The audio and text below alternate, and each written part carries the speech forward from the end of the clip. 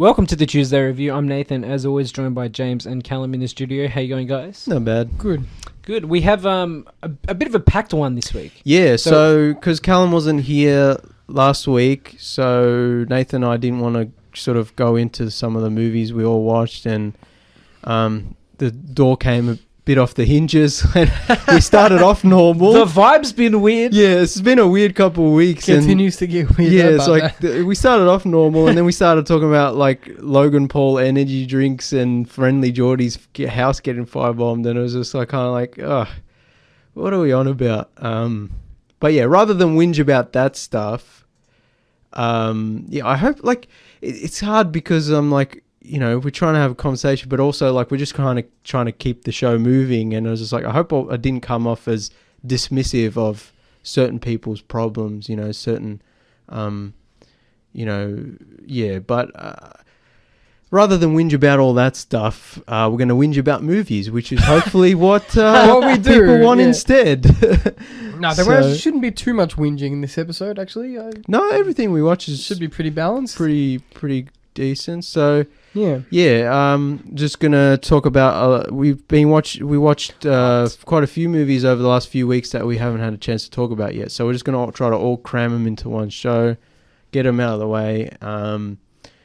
So we're gonna start with Brendan Fraser and Darren Aronofsky. I know the name, but Darren Aronofsky is a bit hard to say. Yeah, Darren Aronofsky. Darren Aronofsky. Yeah. Unique with New York. Yeah. Unique New York. Bit of a tongue twister. We're going to start with The Whale. Yeah. So Callum and I saw The Whale a couple of weeks ago. Yep. The feel-good movie of the year. About a morbidly obese teacher recluse. Yes. Trying to reconnect with his daughter. Yeah, pretty much. Devastating.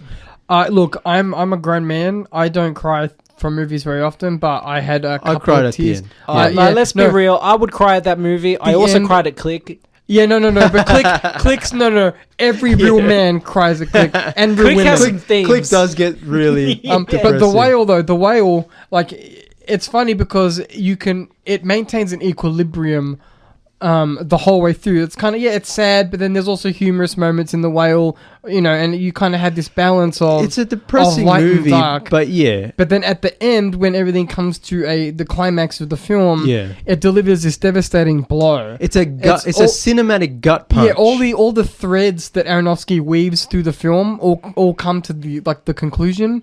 And it's just like a gut wrench. You know what I mean? I said to James in my croaky voice, you know, that was devastating. Yeah, no, you know what I mean? the credits were rolling and I was crying. Callum was teary, and we were just, after we composed ourselves, it took us a while to compose ourselves. And then I turned to Callum, I said, Brendan Fraser the Oscars are bullshit, but Brendan Fraser has to win. He has to. And after I thought about it, I'm like, you know, Austin Butler will probably win for Elvis because that's just more of a generally kind of acceptable performance or whatever, generally likable performance.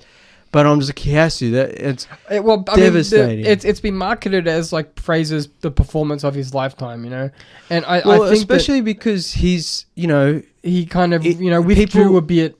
Yeah, people are calling this like his comeback, quote unquote, or whatever, even though he never really went away. And he's had like a good couple of years, and I think he's kind of like a Keanu-esque figure of like beloved to a lot of millennial kind of movie watchers or Gen X movie watchers, movie fans. Yeah, and this is like the ultimate display of his talents as a dramatic actor. Because like when we were growing up, you know, we saw him in adventure movies and action films. George of the Jungle. Yeah, George of the Jungle. That's it. You know, and stuff like that. The Mummy, man, one of the best movies ever made. The Mummy's great. Yeah, but my point is like, it's, you know, he's had chops for a long time, but it's like, presumably he hasn't been in a movie accessible to me, at least, where you can see how much of a range he actually has until now. That's why people are so talking about it, and they're saying it's, you know, this big performance. Yeah. It's because he has a role that he can embody Sink himself his teeth in. into, yeah. And it's an interesting role, right? Because it's based on a play, so it's very low. The whole movie kind of takes place in his apartment, and because he is so morbidly obese, he can't leave. Yeah, and I think that it's a really interesting depiction of obesity because, like, Fraser himself in an interview was saying that when Hollywood tackles obesity, you know, the bodysuits they use are generally larger than life. It's like big fat bastard from Austin Powers. But he's like, even if they try not to be that way, they have like an exaggerated way of showing obesity. Whereas the bodysuit that they use in The Whale, it's more based in reality, like the gravity of the body. The Whale is a very, I mean, like most of Darren Aronofsky's movies, you know, like The Wrestler. This movie is very much like The Wrestler. Yeah, that was an interesting comparison. It's a very stark, like, plain as day portrayal of this character, and you know, it's not Hollywooded up in any way. Yeah, it's grounded. Yeah.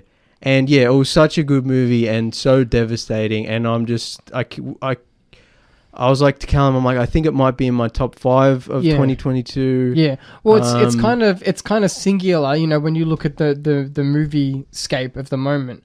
And it's like, especially we're dominated by, you know, the Marvel movies. We're dominated by. Well, I mean, we'll talk about it, you know, a bit tonight, but probably more next week and you know, later in the month is like, because I've been catching up. I've been pretty much just exclusively watching 2022 movies, catching up. All the best movies, all the great movies of the year are always the ones we never talk about on the show. Yeah. You know, my favorite, you know, I guess we talked about Everything Everywhere All at Once, which is still probably my favorite. But up there is probably my second favorite, or tied as my favorite, is Banshees of Inisherin, which, you know, that's not something we would talk about on the show. Comes to Disney Plus in Australia tomorrow. So by the time this comes out on the podcast, it'll be out. Yeah, watch it. It's an incredible film. And much like The Whale, the best movies, all my top 5, top 10, except for maybe Top Gun Maverick, which is up there, all of them are movies we just don't talk about on the show because it's like, is it interesting? Do listeners really want to hear my review of women talking? You know what I mean? Yeah. And it's like, do the boys really want to talk about this on the show because it's not fun? But yeah, like the best movies of the year. Some movies can be really good. They're just hard to talk about in a review context. Like, I think that's basically it. We're doing the show and we're trying to be entertaining, I guess, or at least have a creative conversation or constructive conversation. And as you said, a movie is about women talking. I'm like, well... No, the movie is called Women Talking. Oh, Women Talking. And it is about women talking. Okay, there you go. Yeah, well, whatever the case is, it's like, is that necessarily going to be good for the show? I don't know. Yeah. No, but that's what I'm saying. And it's also because certain movies are less accessible, especially in Australia... It's also maybe harder for some of our audience members to see those movies. So, well, we were very fortunate with The Whale because we discovered Palace Cinema. Well, I discovered Palace Cinema. Yeah, Pentridge. You know, it's not far. Not far for us at all. It's, you know, a 15-20 minute drive, although Google betrayed us on the way home. Yeah, you just gave up at a certain point. It was like, I'll send you boys on the freeway. That happened to me that I was driving to see Creed and... like the Google just said no, and it just turned itself off. What's going on? Is it upset because of like Chat GPT or something? I don't know what's going on. It's protesting. But but yeah, it's wonderful to see this cinema where we could see The Whale. Actually, you know what's funny? The other day it came out at Hoyt's Broadmeadows. What did? The Whale. Of course it did. I couldn't believe it. I was like, excuse me, what? I'm getting on my phone now to check what's playing. It's that one employee. I probably only played for a week. It's the one employee that bought us Mother who did it again. Yeah, it was bizarre. And we always complain about movies that don't come to our local cinema. Then we don't go to Broadie, and they think, no one's interested. It didn't come out until we already went to Pentridge, and then like 2 weeks later, then it came to. So it was already delayed, which I'm like, it's still playing it. Also, keep in mind that this movie came out months ago in the US, so already Australia is lagging behind. Yeah. But, you know, sometimes on the show we talk about how hard it is to see these films, and, you know, there's places like the Nova and the Astor or whatever. It's good to find that there are some cinemas which play some of these movies a lot closer to home. You know, so that's what I'm trying to say to listeners is, you know, double check your cinemas in your local area. But we've got to move on because we don't have a lot of time. But we've also talked about it's just cost of living is too high. Yeah. To go to the movies now it's not accessible for a lot of people. That's true. And even me who loves movies, I try to wait for streaming as much as possible. Like it's just too hard. Yeah. Just the petrol and driving to a place alone. Yeah. And not to mention, once you're there, it's like, oh, do I buy something to eat? You know, whatever. You make a day of it. It costs you a fortune. It does. Yeah. But yeah, The Whale, incredible film. Darren Aronofsky does it again. Yeah. Just really complex, layered film that Callum and I were discussing a long time after we saw it. Yeah. And I thought about, I'm still thinking about. It sticks with you. Every character has got like, I was like trying to decipher their motivations and how they relate. And I'm still trying to figure out Sadie Sink's character, the daughter. Yeah. And I'm just like still thinking about it. It's an incredible, devastating, cinematic gut punch. Yeah. That, if you want to be depressed, watch it. But if you want a great movie, also watch it. Yeah. All right, moving on to our next movie, Something in the Dirt by Benson and Moorhead. Yeah, this one's very small, much smaller. Yeah, it's a COVID movie. Yeah, low budget, literally a COVID movie. Benson and Moorhead, the directors. We talked about Synchronic when that came out a few years ago. Yeah. And that was disappointing. And on the old show, we talked about their film before that, The Endless, which, like, we were really hyping up, being like, these guys are great directors. This movie's going to be... Because their first film, Resolution, is like a no-budget, you know, basically all set in one room film, and that it's awesome. And I think I showed it to you guys, and I'm like, this movie's awesome. You have to watch it. I think... their second film, Spring, even better. I'm like, this is incredible. So The Endless, we were like, this is going to be great. Callum's like, I'm so hyped for this. It's like so weird, and we all watch it, and we were just kind of disappointed. These are the kind of guys that really thrive when there's like no resources. Yeah. Well, what's that saying? What's that saying? But The Endless didn't have a lot of resources, and that kind of... I think they just went in a weird direction with it. But what's that saying? Necessity is the mother of invention. You know what I mean? Yeah. Like even if you look at other genres like music, for example, you know, it's like some people's best albums are the albums they need to make or they're done. Yeah. And it's, you know, the low budget, I've just got a guitar, time to make some music kind of thing. Yeah. And this is like that version of that where they're like, we don't have money, we can't afford many actors in the film. Like, you know what I mean? Like, it's literally like shooting it during COVID. It's like it's basically two actors in one room. of their apartments. Yeah. So it's like it's this small scope movie with no money where they have an interesting science fiction idea that they can't afford to portray.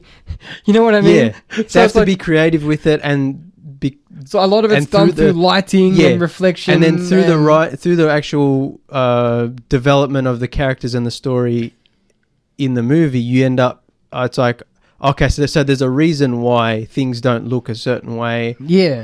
So you can, and it's got this not mockumentary, but not found footage, but it's got documentary style footage. It's got that element of it, so that keeps the budget down. Yeah. Yeah.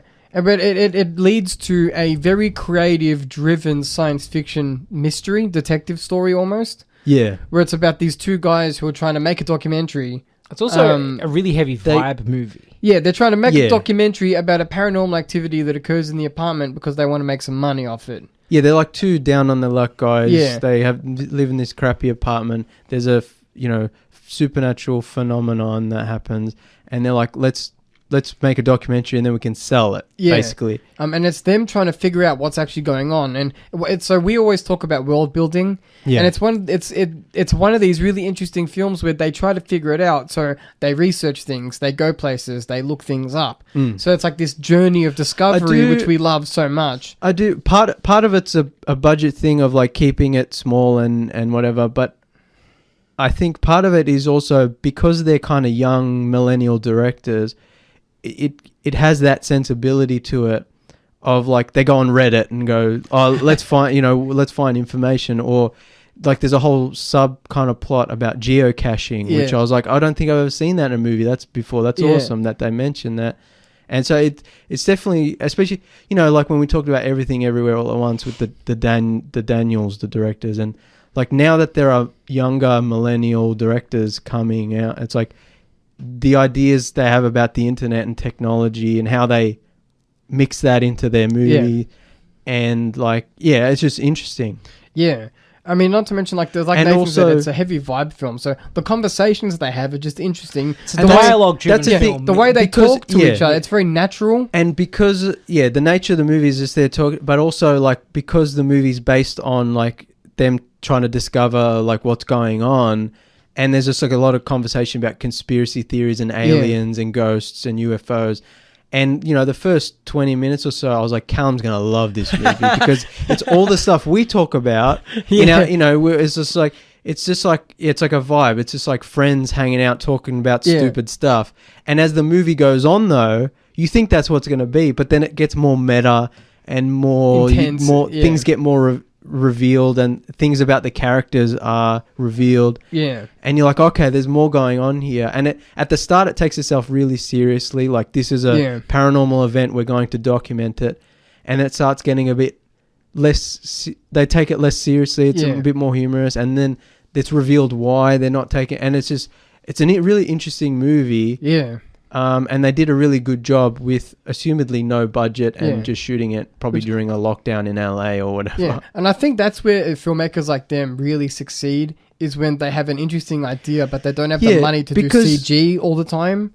You know what I mean? There is it's just Oh, there's CG in it, but like it's not heavy, it's not overdone, which is I think the mistake. And there's a reason for it in the actual plot that's revealed. Yeah, exactly. Yeah. It's just, I remember when we talked about when Synchronic came out, their first two movies are so strong. I'm like, these guys are going to be huge. And then Endless came out and everyone loved it. It's like the Hollywood problem, right? But The Endless was a low budget movie. I was just kind of like, everyone loved it except for us. Because they were trying to make a Hollywood film on a limited budget. Maybe, I don't know what it was. But it was Synchronic that had the Hollywood problem. Yeah, where it's like but they had a real budget and they had big names in that one. Yeah, but even that wasn't a big budget movie. But it was still like, okay, what are they doing here? That script was weird. And they got the money taken away from them, and here we have gold. Yeah. And I mean, they directed a couple episodes of Moon Knight. I think they're directing a couple of episodes of Loki season 2. So they've got the cash cow of like, oh, Marvel will pay our checks, and then we can make weird small movies. And I'm sure they want to make big movies. But yeah, they seem to thrive in this. Yeah. So I do recommend it if you're interested in cerebral-esque science fiction mystery if you're movies. into conspiracies but you don't believe in, like, I feel like if you like QAnon and all that kind of stuff, don't watch this movie. No, like Callum and I discussed one time, we like the fun conspiracy theories. If you like Bigfoot, this movie's for you. Yeah. Loch Ness Monster, two thumbs up. QAnon Pizzagate, no thank you. Yes, get out of here. Go to therapy. All right. Moving on. Yes. We'll talk about Mia. What's her name? Mia Goth. Mia Goth double feature here. We'll talk about Pearl first. Yeah, Pearl. So the prequel to X. Yeah, so which we really enjoyed. X came out early 2022. And we reviewed that when it came out, but just very briefly. Yeah. We just talked about it. We liked it. I think. Remember, we liked. Did you like it? You guys liked it a lot. I thought it was okay. Yeah. I remember you guys like really dug the kind of 70s Texas Chainsaw Massacre. The 35mm kind of. Yeah. And there was like a it was shot digitally. Oh, I remember because Callum kept saying it was shot on film, and every episode I was like, really? And you were like, yeah. It was, yeah. And every time it came up, I was like, really? And I was like, no, it was shot digitally, but made to look like an old 70s. The highlight of X for me was that Giallo inspired kind of the Italian kill horror with the blood on the light, and it goes red. Yeah, the gore was awesome. You know, I appreciate the 70s kind of vibe, but I just thought it was an okay slasher movie.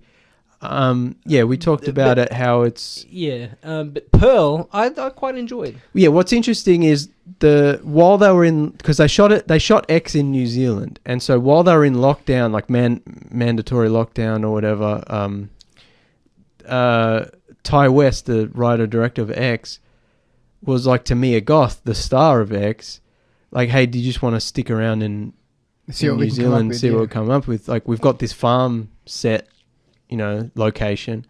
And so him and Mia Goth like wrote it in a couple of weeks, like a prequel to the antagonist character, which she plays the protagonist and antagonist in X. And they made a prequel to X. Called Pearl, Called Pearl, about Pearl, the antagonist from X, set decades before. The 50s? No, the 1918. 1918, oh, yeah, damn, World War okay. One. Yeah, damn. Yeah, so I think X is better overall. It just looked better, sounded better. Both are low-budget movies, but I think considering this was like a afterthought movie. Yeah, they banged it up pretty quick. And the fact that A24 was just like, yeah, we'll just give you the money and just stay in New Zealand and just make us another movie. Make a prequel. And they're like, cool. I guess if it's a low budget one, yeah. It kind of feels like that a bit. It feels lower budget. It feels quicker. It feels more COVID-y. There's less characters going on. Yeah. But the fact that it's set in 1918 and there's a lot of period costumes and cars. It's cool. And, you know, they go to the cinema, like there's this old street. And I'm like, they did a pretty good job knocking something out quick. Transporting you back 100 years. Yeah. I also appreciated the Technicolor inspired like color grading. Yeah. It was nice to look I do think, it didn't look as... X looked more like gritty 70s movie. This was like, whereas that movie was going for the gritty 70s look, Pearl is going for the like old Hollywood look, and they didn't pull it off quite as much. And I think that just comes down to time and budget, probably. Yeah. But no, I liked it overall. Like, again, it's not an amazing movie, but something that was knocked out pretty quick. I'm more interested in the fact that it was just shot. They were quickly shot back to back, and then they did so well that now they're making a sequel to X. Called Maxine, which will come out soon as well. So it's like you had X and Pearl in 2022, and now Maxine's coming out presumably by the end of the year. So it's like this kind of just fun little horror trilogy that they kind of banged out, and that's pretty cool. Yeah, it's just kind of a cool little thing. I do want to say, like, it hasn't even been. It's not even released in Australia technically until next week, but it's been out in America since September? Or before? Weird. Like, we've talked about before. This is ridiculous. Come on. Yeah. Like, you have no excuse. It's a digital file. Send it to the cinema here. They can play it. Like, stop pretending. I know. I will say Callum and I... Oh, 3 things, sorry. The whole Spanish flu thing... Yeah. In the movie, obviously, with the mask commentary. Yeah, with the mask and like, good, like obviously now with COVID, I was like, that's interesting. Howard, the husband character from X, is almost entirely absent from this movie except for the very end.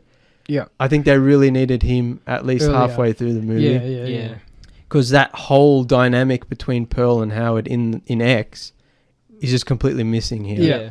100%. I think they needed to focus on. They could even do another prequel movie like set in between Pearl and X, because X is set in the 70s. How does Howard deal with that? There's decades, Also, Mia Goth, she's really good, and that she does this monologue, like an unbroken take. Mia Goth plays a mentally ill woman very successfully. But she's a very scary, like she plays scary characters very well. You know that scene where she's confessing her crimes, and it's just the shot of her with her and her friend, on her, and it's like the shot on her face, and it just goes on and on and on. I was like, wow. Like talking about what's wrong, like I don't know what's wrong with me and all this kind of stuff. Yeah. And it's just this a long unbroken monologue. Fantastic. She's really good. Just down low, she scares the shit out of me. Oh, she's terrifying. Which brings us to our next movie. We might go to a very quick break before we get to Infinity Pool, where Mia Goth scares us some more. You're back on the Tuesday Review, a rapid fire episode. We just talked about Mia Goth scaring the pants off of us in Pearl. Now we're talking about Mia Goth scaring the pants off of us in Infinity Pool. Yes. That's it. Professional pants scare offer. Yeah, an unintentional double feature. Infinity Pool, Brandon Cronenberg, son of David Cronenberg. We talked about his previous film, Possessor, a few years ago. Phenomenal movie. Yeah, and we were like really interested to see what he does next. This is his next film, Infinity Pool. Really weird movie where Alexander Skarsgård plays a writer, kind of down on his like writer's block. Block. He goes with his wife to like an unnamed Eastern European country, like a fictional Eastern European seaside resort. Like a poor European nation kind of thing. Yeah, but they have this like really rich people resort on the beach there. And he accidentally... I guess this is in the trailer, right? I can spoil this. Yeah, that's in the trailer. So there's an accident where someone is... A crime or such accident An accident where someone is killed, and in this country... All crime is punishable by death, basically. But if you have enough money, you can pay for a surrogate, clone. So one of the world-building moments that I thought was hilarious is they figured out that it wasn't good for tourism to just kill everyone who commits a crime. Yeah, so they have this whole thing. They passed the law to make it so you can clone people. There's a whole thing. And if you got the money, like it's basically rich people. It's a commentary on. Yeah, rich people have figured out the loophole. They can do anything they want as long as they have enough money to pay for the clone. There's that famous saying that if the penalty is a fine, it's only a crime for the poor. Yeah. Yeah. I think the whole movie generally is a commentary on rich people doing what they want overseas. We've talked a lot about a movie. It's tourism. We've talked a lot about movies in the last few weeks. Like The Menu, Glass Onion. I haven't seen White Lotus yet, but I think this is kind of about like just rich people at resorts getting away with awful things. And this is kind of another one of those movies of like, but it's in that Cronenbergian world style of like really weird, really violent. Yeah, him and his daddy. Yeah, perverted mindsets. Yeah, but we love that. Oh yeah, give me more. There's some. So basically, the movie's like just generally about these terrible people, and rich people. The two main characters getting caught up in it. Mia Goth is like traveling there with her husband, and then you find out that rich friends. her and her husband and their rich friends have figured out the loophole, and they just do awful things. And they just terrorize the town. Alexander Skarsgård gets looped into their... There's one interesting line. It doesn't get brought up again, but there's that whole kind of idea where they quickly shut it down, and I wanted to see it more in this movie of... There's that whole conversation about, how do I know that I'm not the clone? Yeah, because you have all the memories. They pay it lip service, but then they never really delve into it. Which, on one hand, I'm grateful that whole movie didn't come about him trying to figure out if he's the real one. Yeah, no, I know. But I'm because it's not the point of the movie, but it still is an interesting kind of. It's a good question. At least I had the question in there. I do think, I kind of like with Possessor, even though we like Possessor as well. I think Infinity Pool has the same problem where Brandon Cronenberg's really good at coming up with this strange idea and this strange world.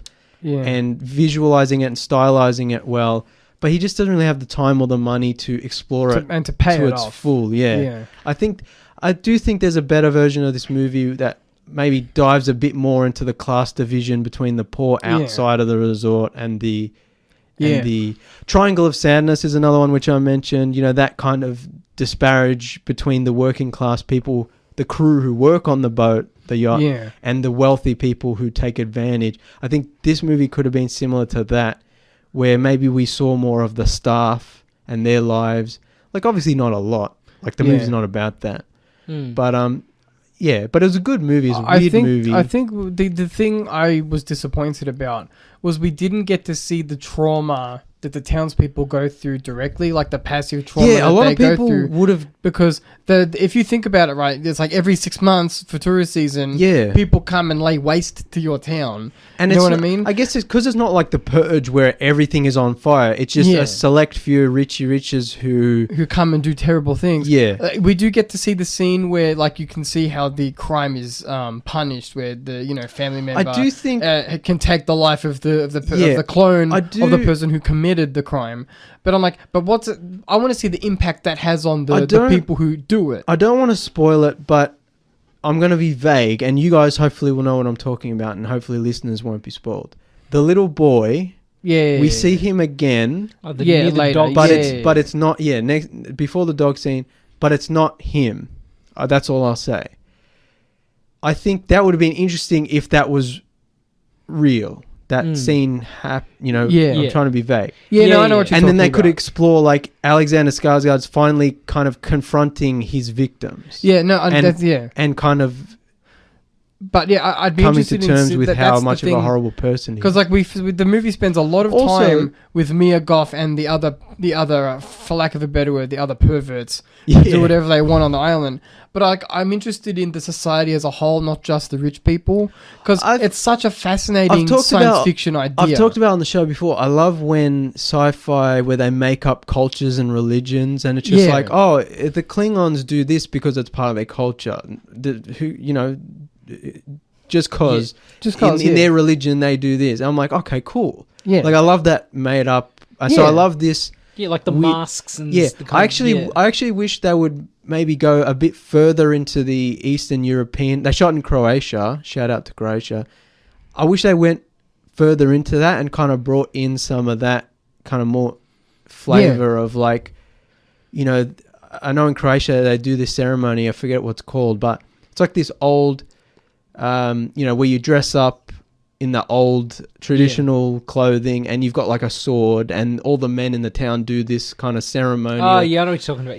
And I'm like, they should have done that, but made it like the weird perverted. Yeah. Because they do have the masks, like they talk.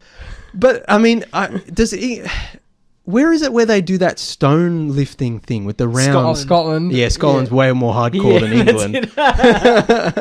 Do you have a cool culture? Let us know.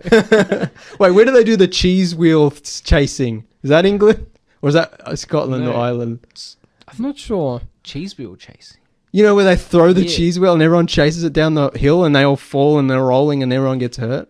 I'm not sure. No. Well, look it up. It's a real thing. Yeah, we don't the rail. I might be crazy, but I'm not that crazy. We needed more cheese wheel rolling in this film. Yeah, is what we're trying to say. Back to the movie. I'm just saying, like, it would be cool. Like, you could more definitely develop the fictional culture and lay it through. I think that would have been really cool. So I think that's the weak part. It's like we focus so much on the wrongdoings and not on the like. How does cloning, for example, affect the society itself? How does that again? The like religious, how does that affect the religion? The movie is not really about that because if they start doing the whole thing, then it becomes this. It just becomes. But I do. Would you guys agree that this movie may have Alexander Skarsgård is really good in the movie, but do you think he's like too good looking for this character? Because this character's supposed to be kind of down on his luck. And I don't think he's too good looking for the character because he's a trophy husband.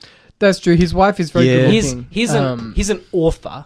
Right, a failed author. Okay, he's not talented, but he's also the beauty trophy. Yeah. He's also not just feel like he's not overly charismatic either.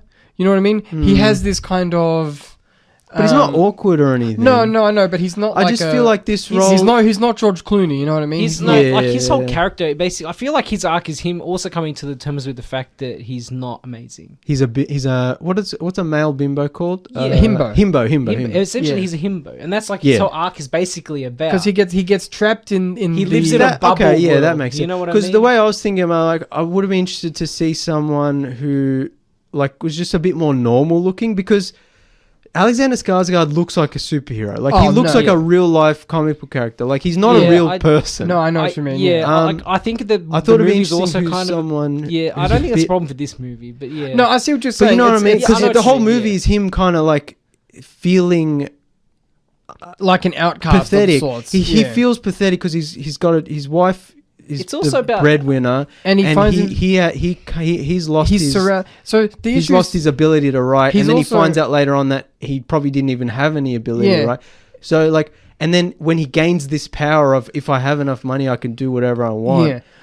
I feel like it would be better if he was like just more of a normal looking guy. Because he finds himself drawn to a crowd of very successful people. And so he goes from being like this minor celebrity with a rich wife to being the poorest guy in the room and like the most boring guy in the room.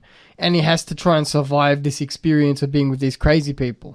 So it's like he can be good looking and he can be, charismatic or whatever, but he's the poorest of the bunch. He like they kind of make him. He's there off his wife's charity, which I think they should have nailed that down a bit more because they make him rely on them, which is like the core part of the film is you need our money. We have to show you're coming with us now. So he loses his sense of autonomy. Well, I mean, not that he had much autonomy to begin with, but it's about him trying to escape their gravity, and and when he tries to, they're like, you can't.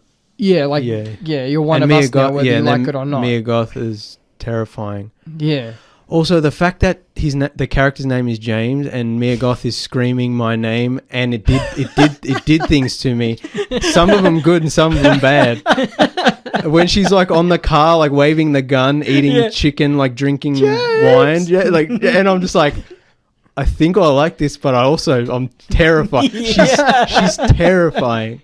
Mia Goth is so good. She's having a moment. She's been like in a lot of movies over the last couple of years, but like she always does weird movies. I don't think she's ever done just a normal mainstream.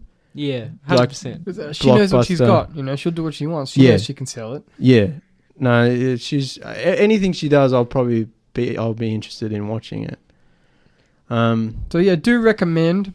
Not perfect, but pretty good. Yeah, I mean, I think Possessor might have been a bit better. He pulled that off more than he pulled this idea off. You know, maybe, I do feel like he needs a Mark Frost to his David Lynch a little bit. Something to help him iron these up things out. The story, like he's good at the big concepts. But I would like like a Mark Frost type figure just to tighten the narrative up a little focus bit. Because it's the same thing kind of a little bit with Possessor. It's like I just structure it a little tighter. It's not that it's, I think it's kind of a double-edged sword where it's like, it's not that the movie is unfocused or messy. Yeah.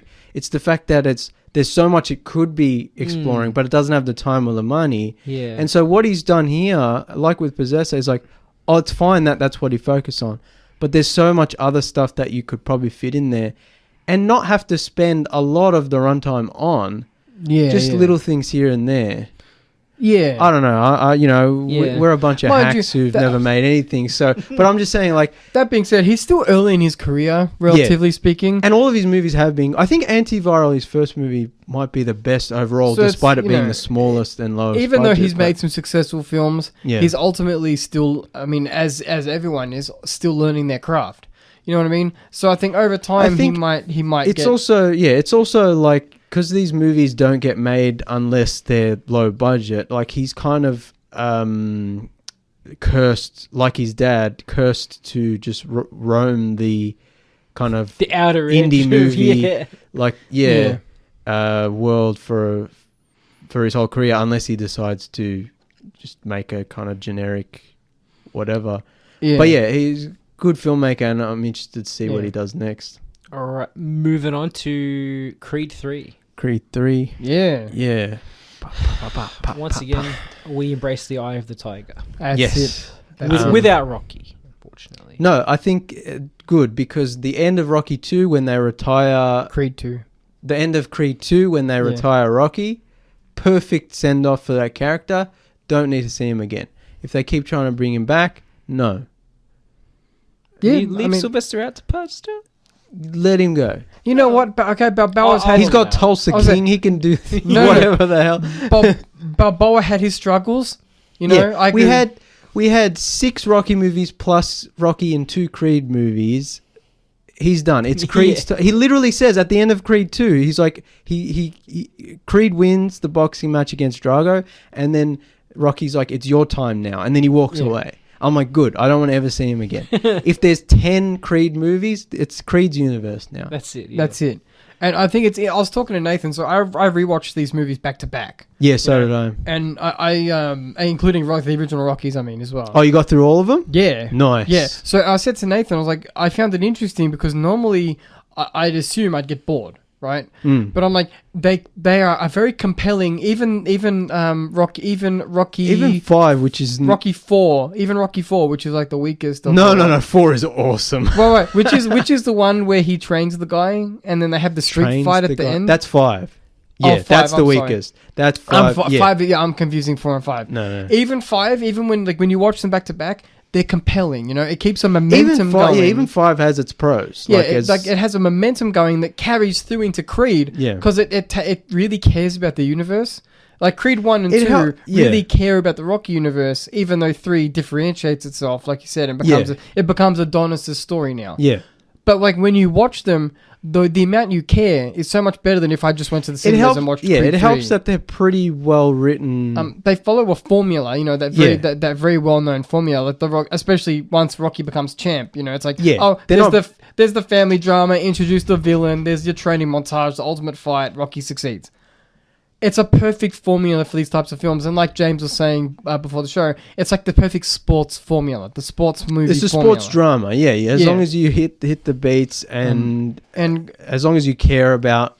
And Michael B. Jordan continues to impress with this formula. You know, it's not it's not tired yet. This for me, this was a test film, right? Yeah.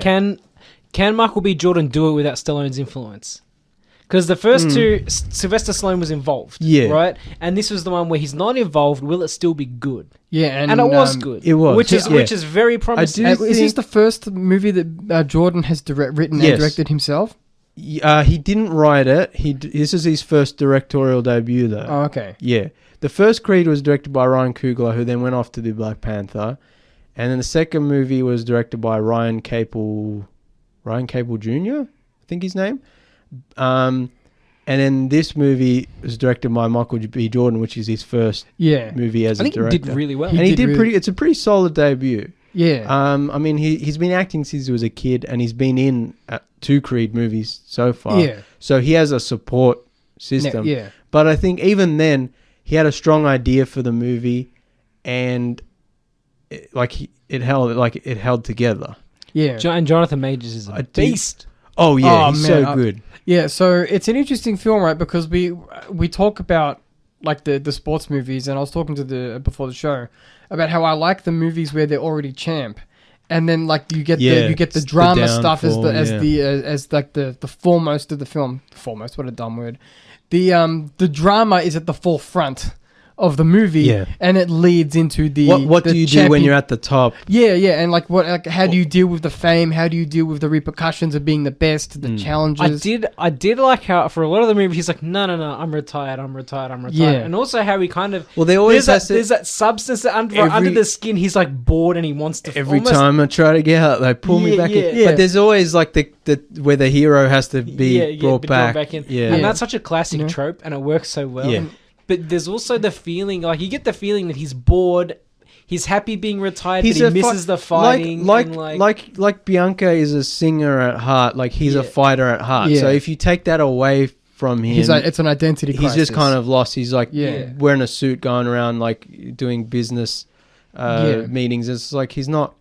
I thought it was. He's lost his passion. So I thought it was. Which I will say, I do think the movie could have pushed that further. Like he's kind of aimless. He's got his daughter. Maybe he puts time in her, but like I feel like they could have pushed that more.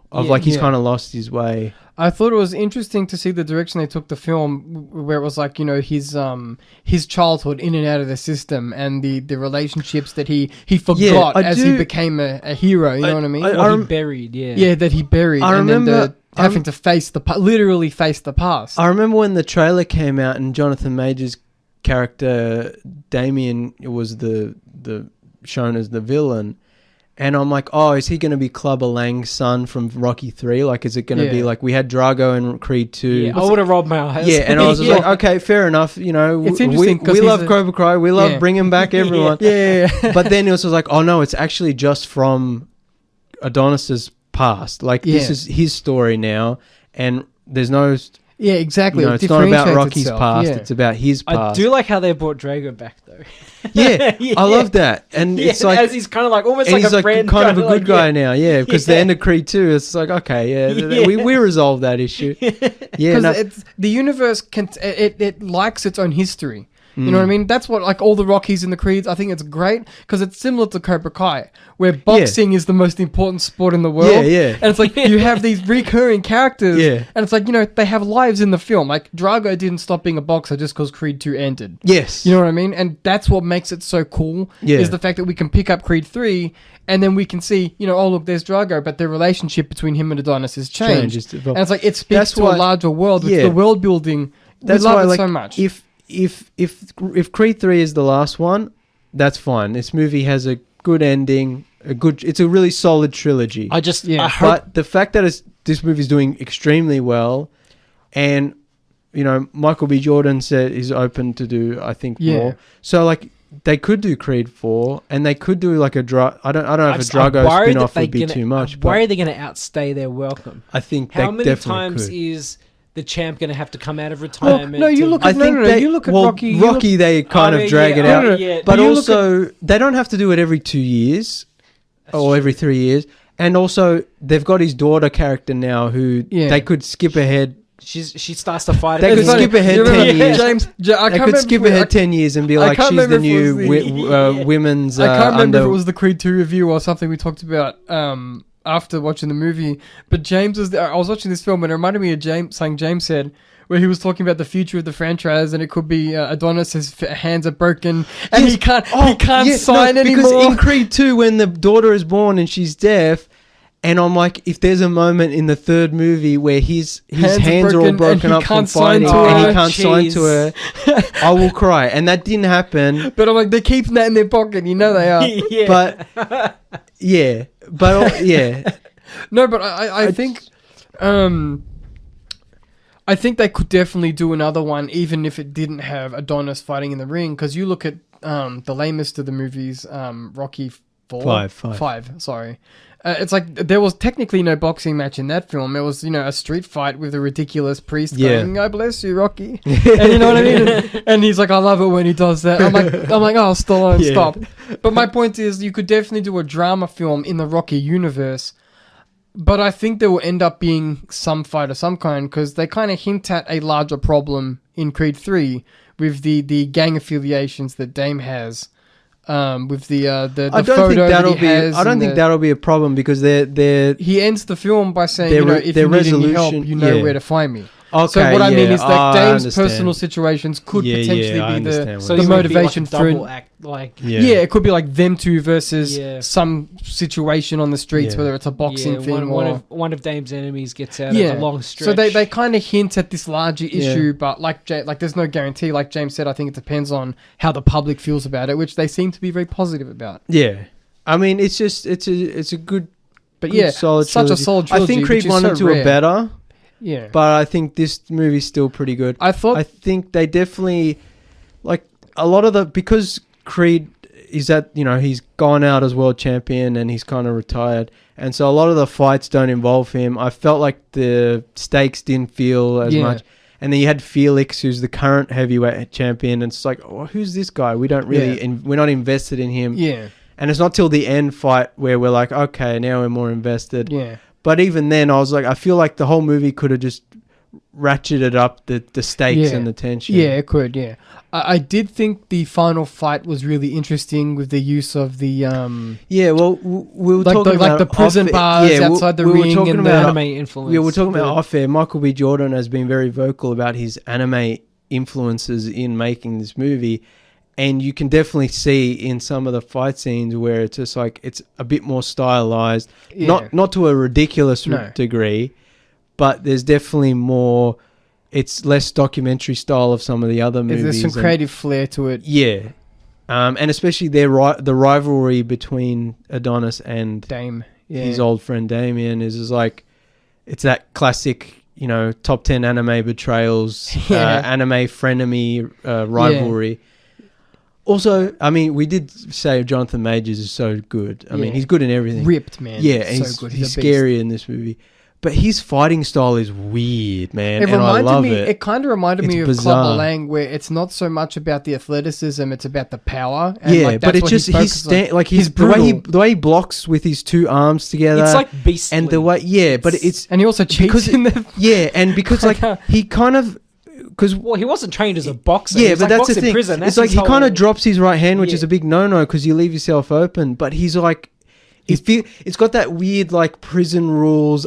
He's got this unorthodox style. It makes him unpredictable. Yeah. And I think one of the failures of the movie, even though I enjoyed it, is that they should have gone full anime with that and being like, we're going to analyze his style. He's very unorthodox because he used to fight in prison and whatever, and he doesn't play by the rules. Yeah. And how we're going to beat him if he's fights dirty or whatever. Yeah. They don't do anything like that at the end. That kind of disappointed me because in the first two Creed movies... Adonis has to learn a secret technique. Yeah, or... the secret technique. Or Drago will be targeting in Creed 2 will be targeting Creed's weak spot in his ribs. Even at the and it's start, like, okay, we've got to protect yourself, but also the end doesn't fight do much didn't of do that. any of that. They hardly get hurt. And I think that's a big detraction from. I'm pretty sure it's the start of Creed 3. There's like little flashbacks or whatever of Creed's fights, and it's got that kind of slow motion where he hits the weak spots, and he's like. Well, this movie has some of that Sherlock Holmes kind of zoom in. Yeah. But it's only the first couple of fights, and then they abandon it. Yeah. I think they really should have leaned into that, especially at the end where it goes more anime and stylized, and gone like, Damien fights like this, but I'm going to fight like this. He thinks I'm going to do this. I'm going to do this. It's like a Fallout kind of. And they don't have to go full. Thing where it's like 50% chance. They don't have to go full. They don't have to go full that. No. But even the Rocky movies and the first two Creed movies, there was a strategy to it of like, okay, he's doing Mickey this. in his corner being like, he does what he does. Remember to dodge this way. They do it like at the start when Dame is fighting Felix and he's targeting his shoulder, and then like they just never mention the fact that. Like there are weaknesses and strengths that you have to balance out. And that's why I think the training montage in Creed 3 is the weakest of all the training montages in all the movies, is because I was like, they're just generally training. There's no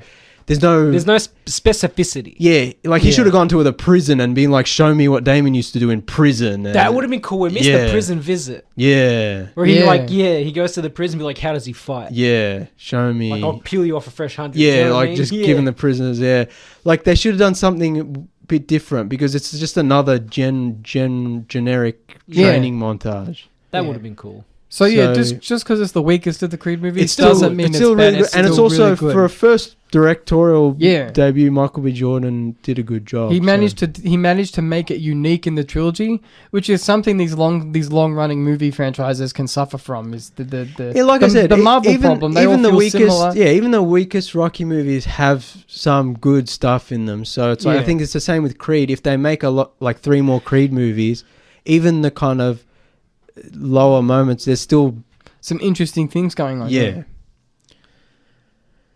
Phew. We don't have Matt's here. We don't have time. Okay, yeah.